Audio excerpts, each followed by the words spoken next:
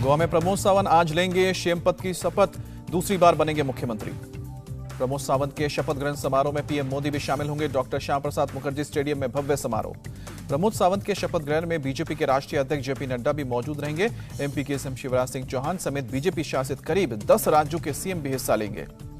गोवा में शपथ समारोह के लिए पणजी पहुंचे देवेंद्र फडणवीस बोले कि जनता ने भाजपा पर भरोसा दिखाया है, गोवा के लोगों का आशीर्वाद मिला है। देवेंद्र फडणवीस ने कहा कि पीएम मोदी ने देश भर में जो काम किया उसी का नतीजा है, सभी ने मोदी के काम को सराहा है। बड़े बड़े होर्डिंग्स से पटे गोवा के सभी प्रधानमंत्री मोदी और बीजेपी नेताओं के स्वागत के लिए लगाई गई हैं होर्डिंग। रावोलिम एयरपोर्ट से पणजी शहर तक बीजेपी ने लगवाई होर्डिंग्स। मीरामार बीच से श्याम प्रसाद मुखर्जी स्टेडियम तक भी होर्डिंग्स लगे। यूपी में आज सीएम योगी समेत नव निर्वाचित विधायक आज विधानसभा में शपथ लेंगे। प्रोटेम स्पीकर रमापति शास्त्री दिलाएंगे शपथ। यूपी के सीएम योगी आदित्यनाथ आज सुबह 10:30 बजे करेंगे प्रेस कॉन्फ्रेंस, आगे की योजना बताएंगे। समाजवादी पार्टी और उनके सहयोगी दल की आज लखनऊ में होगी बैठक। शिवपाल यादव के शामिल होने पर सस्पेंस बरकरार। योगी के दोबारा सीएम बनते ही यूपी पुलिस का एक्शन। एम्बुलेंस कांड में माफिया डॉन मुख्तार अंसारी और उसके 12 साथियों पर गैंगस्टर एक्ट के तहत कार्रवाई की गई। राष्ट्रपति बनाए जाने की खबरों को मायावती ने बताया प्रोपेगेंडा, कहा कि बीजेपी आरएसएस ने समर्थकों को गुमराह करने के लिए अफवाह फैलाई है। यूपी में बीएसपी लड़ेगी लोकसभा का उपचुनाव। आजमगढ़ से गुड्डू जमाली होंगे बीएसपी के प्रत्याशी। यूपी के मंत्री दानिश आजाद अंसारी का बयान, मुस्लिम समाज में बढ़ रहा है पीएम मोदी और सीएम योगी के लिए प्यार। दानिश आजाद अंसारी ने मोदी योगी को मुसलमानों का सच्चा हितैषी बताया, कहा कि एक बुनकर को मंत्री बनाकर विपक्षियों को दिया करारा जवाब। दानिश आजाद अंसारी ने कहा कि जो भी विभाग मुझे सौंपा जाएगा ईमानदारी के साथ काम करूंगा। यूपी के मंत्री बेबी रानी मौर्य ने स्वामी प्रसाद मौर्य को बताया अवसरवादी, बोले कि बीजेपी ने एक दलित को बनाया मेयर, राज्यपाल और मंत्री। यूपी की गवर्नर आनंदीबेन पटेल का बयान, योगी मोदी की जोड़ी तो कोई तोड़ ही नहीं सकता। एनसीपी नेता माजिद मेमन ने पीएम मोदी की तारीफ की, कहा कि उनमें जरूर कुछ गुण होंगे। गुजरात विधानसभा चुनाव से पहले कांग्रेस के संगठन में बदलाव। जेनी विरजीबाई थुम्मर बनी है प्रदेश महिला कांग्रेस की अध्यक्ष। पश्चिम बंगाल में रामपुर हाट हिंसा की जांच के लिए सीबीआई ने अनुरुल हुसैन समेत 10 और आरोपियों से पूछताछ की। सीएम ममता बनर्जी ने कहा कि कई राज्यों में हुई बीरभूम जैसी घटनाएं, हमारी पार्टी को वहां जाने से रोका गया। एक टीएमसी कार्यकर्ता की हत्या पर बोली सीएम ममता कि हर जगह हो रही है बस हमारी आलोचना। रामपुर हाट की घटना की जांच सीबीआई के टेकओवर करने पर बोली ममता बनर्जी, अगर सीबीआई बीजेपी के कहने पर चलेगी तो हम करेंगे विरोध। कांग्रेस नेता और अधीर रंजन चौधरी की मांग, बंगाल में लगाया जाए आर्टिकल 355, बिगड़ती कानून व्यवस्था का हवाला दिया। सुप्रीम कोर्ट में केंद्र सरकार का जवाब, कहा कि राज्य सरकारें भी धार्मिक या भाषाई समुदाय घोषित कर सकती हैं अल्पसंख्यक। केंद्र सरकार ने एडवोकेट अश्विनी उपाध्याय की ओर से दाखिल याचिका के जवाब में दलील दी, कहा कि राज्य सरकार तय करेगी कि अल्पसंख्यक कौन है।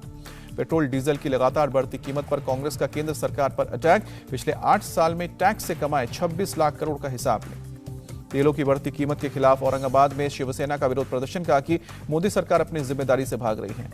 तेल के लगातार बढ़ रहे दामों पर बोले सूचना प्रसारण मंत्री अनुराग ठाकुर, भारत के बाहर की स्थिति की वजह से दाम बढ़ रहे हैं। दुबई में बोले केंद्रीय मंत्री पीयूष गोयल, रूस यूक्रेन युद्ध की वजह से तेलों के दाम में तेजी से बढ़ोतरी हुई है। सरकार ने बढ़ती कीमतों को नियंत्रित करने के लिए पूरा प्रयास किया है। तेलों की बढ़ती कीमत पर विपक्षी दलों के बयान पर बोले पीयूष गोयल, वो लगातार चुनाव हार रहे हैं इसलिए राजनीति कर रहे हैं। केंद्रीय मंत्री अनुराग ठाकुर ने यूएई में नौकरी के लिए शुरू की तेजस परियोजना। शुरुआती चरण में 10,000 लोगों को किया जाएगा तैयार। दुबई एक्सपो में भारतीय पवेलियन में उमड़े लोग, योग, कला और संस्कृति की दिखी अमिट छाप। पीएम मोदी ने आचार्य महाशरण और अहिंसा यात्रा पूरा करने वाले को बधाई दी, कहा कि ये यात्रा नए भारत की नई यात्रा है। पीएम मोदी ने कहा कि काल के थपेड़ों ने कैसी भी मुसीबत क्यों ना खड़ी की हो, लेकिन ऋषि मुनियों की महान परंपरा चलती रही है। अमित शाह ने चंडीगढ़ पुलिस आवासीय परिसर के पहले फेज का उद्घाटन किया, तीसरे फेज का शिलान्यास भी किया। अमित शाह ने कहा कि भारत सरकार ने चंडीगढ़ प्रशासन के सभी कर्मचारियों की सेवा की शर्तों को केंद्रीय सिविल सेवाओं के साथ जोड़ने का फैसला किया है। महबूबा मुफ्ती की पाकिस्तान से बातचीत की सलाह पर बोले जितेंद्र सिंह, बीजेपी अपने लोगों से बात करेगी कि विदेश के लोगों से। केंद्रीय मंत्री जितेंद्र सिंह ने कहा कि पाकिस्तान से बातचीत तभी होगी जब गोलियों की आवाज रुकेगी। बीजेपी नेता शहनवाज हुसैन का बयान, पाकिस्तान खुद अस्थिर देश है, फिर महबूबा मुफ्ती उससे बात करने की वकालत क्यों कर रही है। कर्मचारियों के हड़ताल के ऐलान के मद्देनजर बिजली मंत्रालय ने सभी राज्यों के लिए जारी की एडवाइजरी। बिजली ग्रिड का रखरखाव करे सुनिश्चित। आज से 30 मार्च तक किया है हड़ताल का ऐलान। मिलिट्री कोड का भारतीय वायुसेना का निर्देश, यूपीएससी एग्जाम पास करने वाले जवानों को सिविल सेवा अधिकारी के रूप में शामिल होने की दे अनुमति। ओडिशा के बालासोर में medium range surface to air missile का सफल परीक्षण किया गया। 16 किलोमीटर है मारक क्षमता। कोविड नियमों के साथ इस बार 30 जून से शुरू होगी अमरनाथ यात्रा। 43 दिन चलेगी यात्रा। 11 अप्रैल से शुरू होगा ऑनलाइन रजिस्ट्रेशन। बिहार में सीएम नीतीश कुमार ने मुकेश साहनी को मंत्रिमंडल से निकालने की गवर्नर से सिफारिश की। बीजेपी कोटा से मंत्री साहनी से बीजेपी नाराज चल रही थी। बिहार के सीएम नीतीश कुमार को बख्तियारपुर में एक शख्स ने मारा मुक्का। एक कार्यक्रम में हिस्सा लेने गए थे नीतीश कुमार पर हमला करने वाले युवक को पुलिस ने हिरासत में लिया। पारिवारिक मुताबिक मानसिक रूप से परेशान है। सीएम नीतीश ने हमला करने वाले पर कोई कार्रवाई नहीं करने को कहा। मानसिक रूप से अस्वस्थ होने की वजह से इलाज करवाने के निर्देश दिए।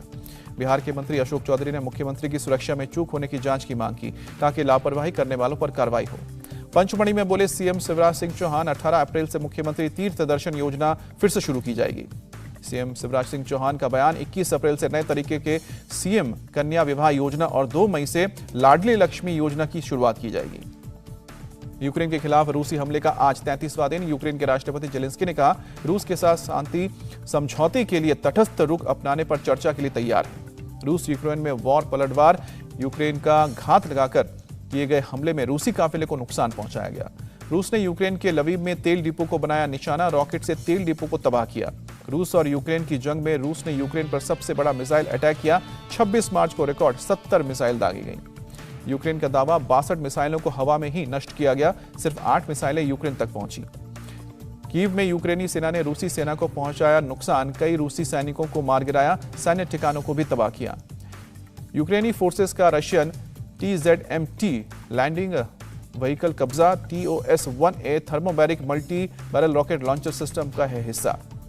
रूस यूक्रेन युद्ध में यूक्रेनी आर्मी को बड़ी सफलता। कीव के पास रूसी डिपो को नष्ट किया। महीने भर से ज्यादा की लड़ाई में यूक्रेन के कई इलाकों में खाने पीने के सामान का संकट गहराया। लुहांस्क में लोगों का बुरा हाल। लवीव में मैकेनिक ने बेकार पड़े पिकअप ट्रक की मरम्मत की। यूक्रेन की सेना के लिए रसद भेजने के लिए तैयार किया। मारियापोल के शहरी इलाके से सैकड़ों लोगों ने गांव की ओर किया रुख। टेंट में शरणार्थियों की तरह गुजर बसर कर रहे हैं।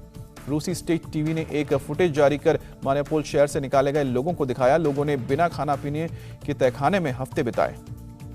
यूक्रेन के लिए फ्रांस ने भेजी मदद। एम्बुलेंस और कई गाड़ियों का काफिला रोमानिया पहुंचा। 11 दमकल की गाड़ियां और 23 लौड़े भी शामिल। जर्मनी के राष्ट्रपति ने एक वीडियो जारी कर यूक्रेन के खिलाफ युद्ध को गलत बताया। रूस की निंदा की। फ्रांस के राष्ट्रपति इमैनुअल मैक्रोन ने अमेरिका की रूस पर टिप्पणियों से खुद को अलग किया। कहा कि हमें युद्ध खत्म करने के लिए गंभीर प्रयास करने चाहिए। अमेरिकी विदेश मंत्री का बयान। व्हाइट हाउस के पास रूस में शासन परिवर्तन की नहीं है कोई रणनीति। पुतिन के प्रवक्ता ने कहा कि अमेरिका कौन होता है रूस में सत्ता तय करने वाला। सेंट पोप फ्रांसिस ने रूस यूक्रेन युद्ध खत्म करने की अपील की। कहा कि इससे मानवता को बड़ा खतरा। दर्जनों यूक्रेनियों ने पोलैंड बॉर्डर के पास चर्च में शरण ली। अभी तक यूक्रेन से 38 लाख से ज्यादा लोग जान बचाने के लिए भाग चुके हैं। डोनबास के एक अलगाववादी नेता का बयान है। रूस में शामिल होने के लिए वोटिंग जरूरी। जनमत संग्रह करने की बात कही।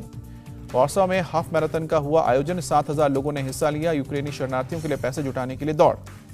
रूस यूक्रेन युद्ध पर यूनेस्को का बयान है। देशों की शिक्षा प्रणाली में संकट होनी चाहिए संवेदनशील नीतियां। भिंड में 2 पड़ोसियों में हुए विवाद के बाद हमले में एक पुलिस का एक्शन। आरोपियों के मकान पर चलवाया बुलडोजर। फरार आरोपियों को सरेंडर करने की गई थी चेतावनी। सरेंडर नहीं करने की वजह से पुलिस ने कार्रवाई की। ग्रेटर नोएडा में पुलिस ने चेन स्नैचर गिरोह के सरगना को गिरफ्तार किया। अवैध हथियार और चोरी की बाइक बरामद की। कुशीनगर में पड़ोसियों के हमले में घायल एक मुस्लिम युवक ने तोड़ा दम।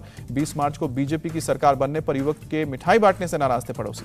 बिहार के ईस्ट चंपारण में एसएसबी के जवानों पर सिरसिया कला के मुखिया के समर्थकों ने ईंट पत्थर के साथ हमला किया। मुखिया की गाड़ी चेक करने पर भड़के कार्यकर्ता। मुंबई के कुर्ला में एक कपड़े के गोदाम में आग लगी। फायर ब्रिगेड की 4 गाड़ियां पहुंची।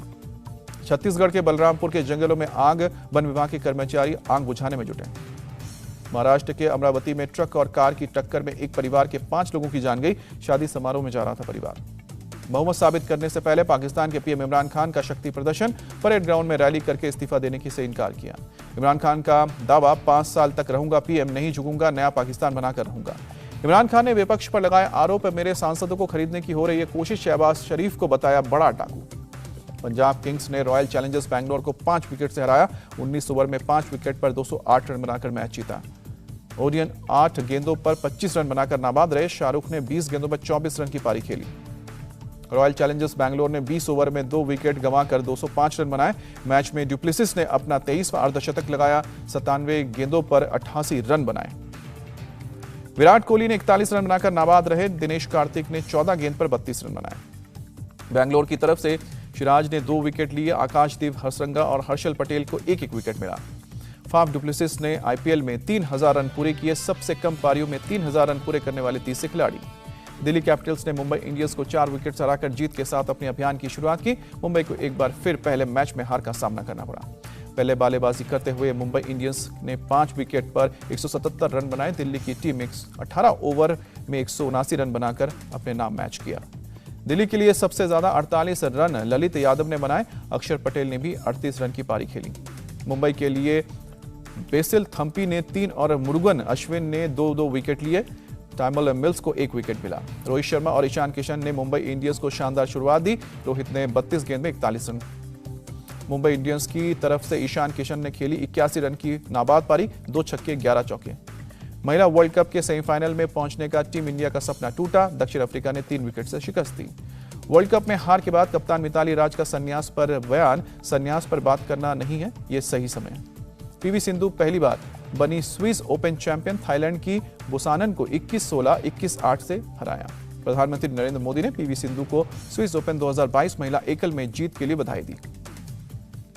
इंडिया टीवी हर वक्त हर जगह डाउनलोड करने के लिए सर्च करें India TV news Google play store या ऐप स्टोर पर।